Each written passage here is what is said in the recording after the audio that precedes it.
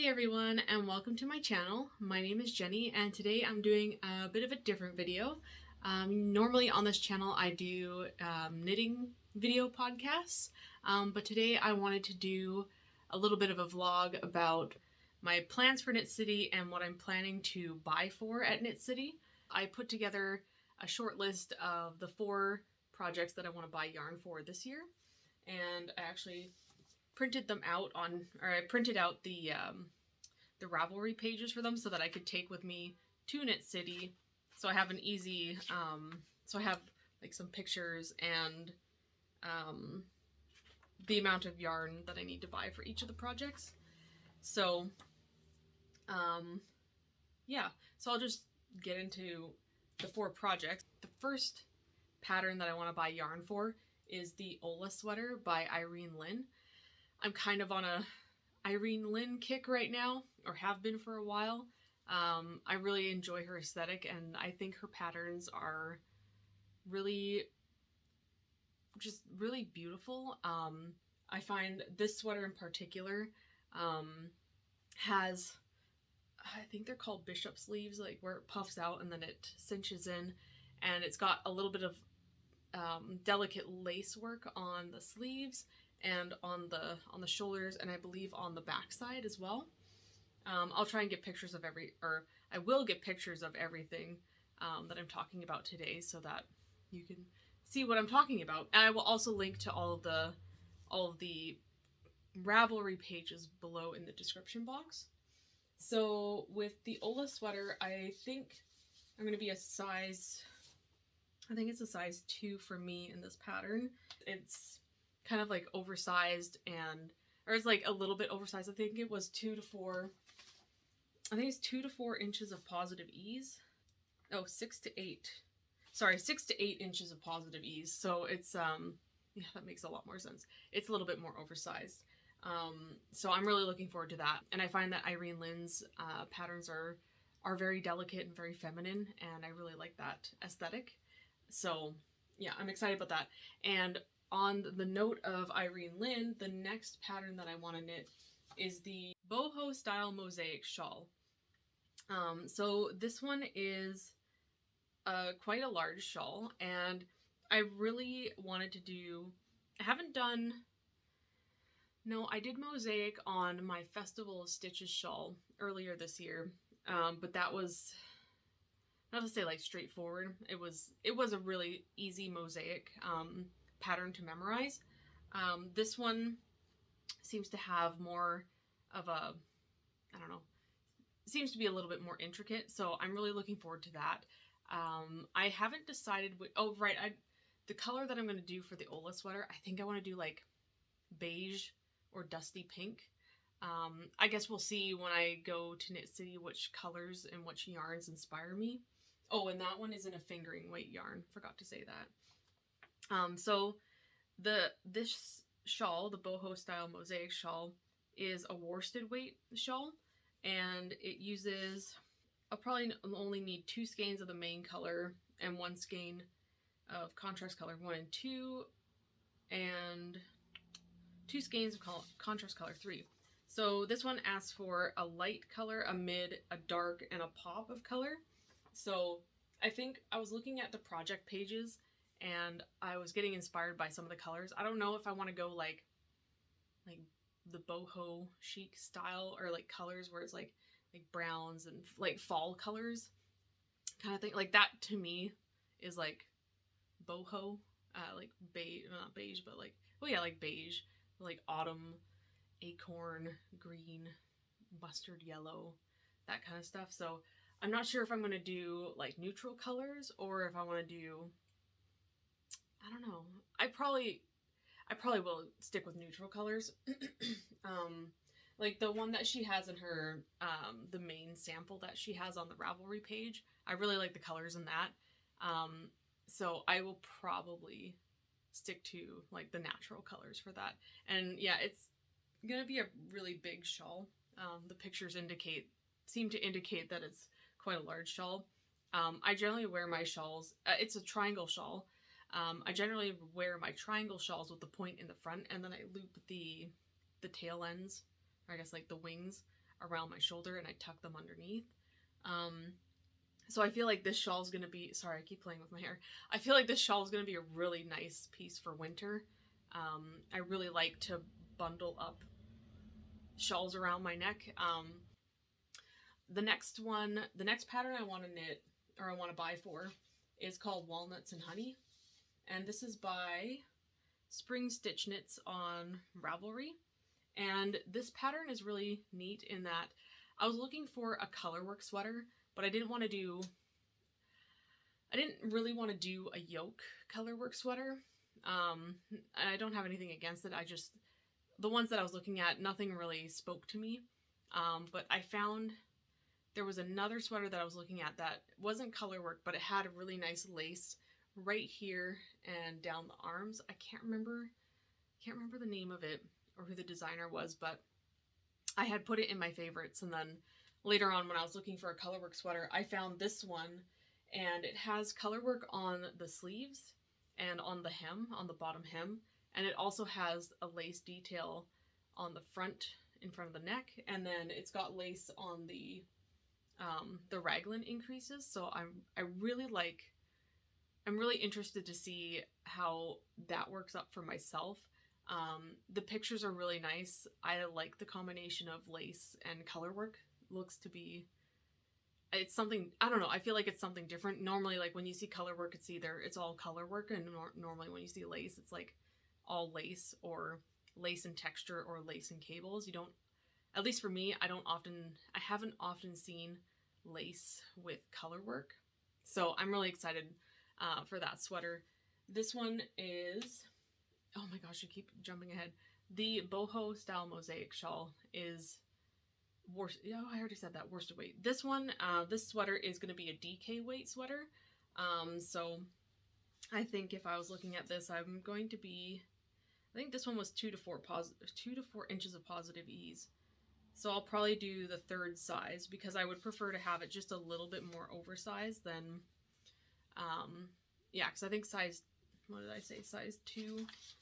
2, I want like more like 4 inches of positive ease, so I'm probably going to do size 3. But yeah, I'm really excited about this pattern. I think it'll be really interesting. Yeah, it'll be really nice. Colorwork and lace, I think, is really cool. The fourth pattern that I want to knit, that I want to buy for at Knit City, this one is called the Mindful Beanie, and this is by Noemi Zimmer, and she's Jackie Bean on Ravelry.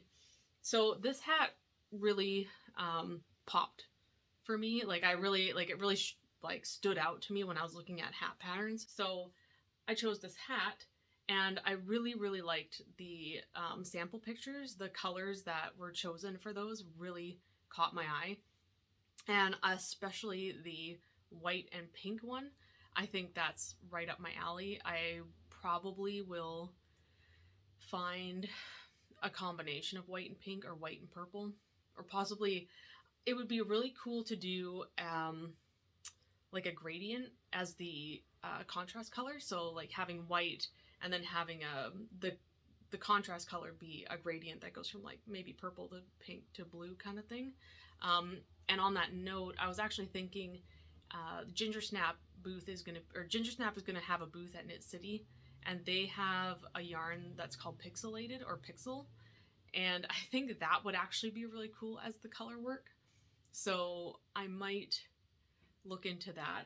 This hat actually goes from, I think, worsted to bulky. I think what I want to do is I want to do the bulky, but then again, I feel like it's a little bit harder to find yarn in bulky, so I might actually do the worsted weight. I think because, yeah, I've got a worsted weight, the worsted weight shawl, DK weight sweater, a fingering sweater, and I would prefer this to actually be bulky, but we'll see. It depends on what calls out to me at Knit City. If I can find bulky yarn that I like the color of, I will do that. I will prioritize that over worsted weight. But if I can't find, or if I find something better or more eye-catching to me in worsted weight, then I'll do that. So yeah, so that is the Mindful Beanie. So those are the 4 patterns that I would like to buy for.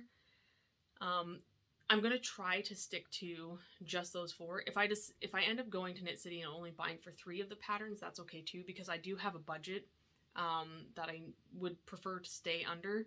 And I kind of like ballparked how much it would cost to get the yarn for all of these. And I believe that it should be far enough under budget that I will have enough money to buy stitch markers. So there's 2 booths in particular that I want to go to get stitch markers. One is Firefly Notes.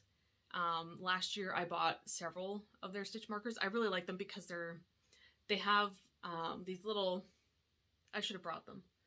Oh, I have one here. Hold on.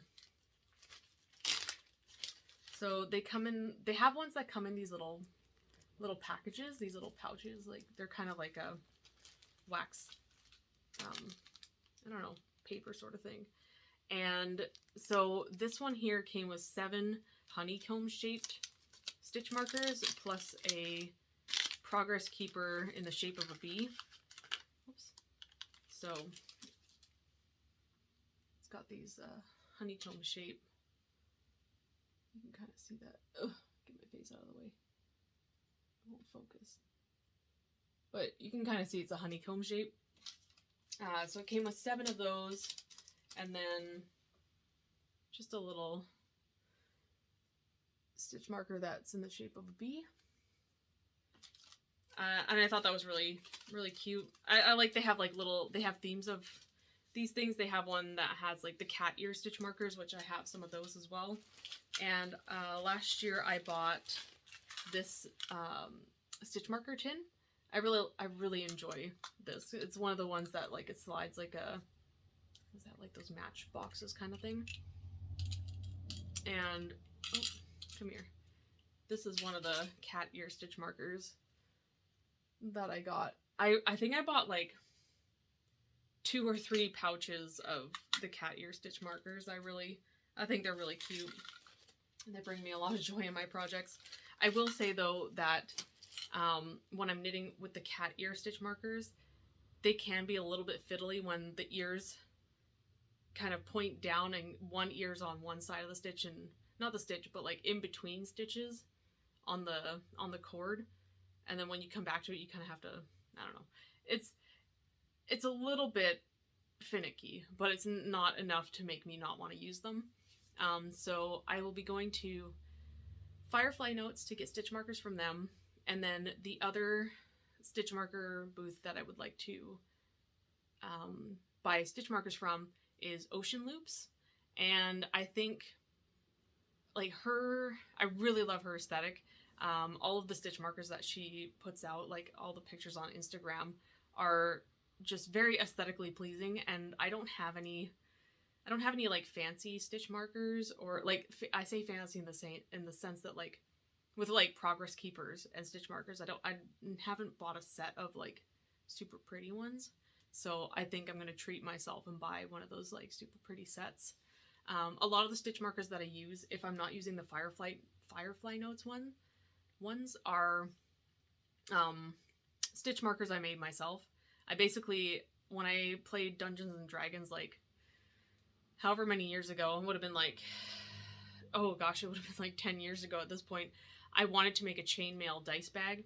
So I bought the tools to make chainmail, and it happens to work out really well for making stitch markers.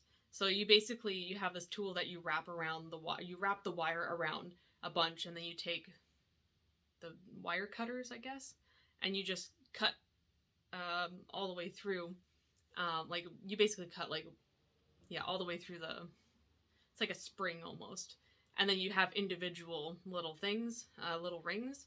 And then what I do is use jewelry glue and a bead that fits over the wire, and I just kind of glue it to cover up the connection point, or like where the 2 pieces of wire touch kind of thing, so it doesn't snag. But yeah, so that's that. And I think if I have room in the budget, I do want to buy possibly enough to make a new design that I want to work on, or like a new design, like a new shawl design. We'll see though. I have a feeling I'm going to be pretty close to my budget after all of this and the stitch markers, so we'll see how that goes.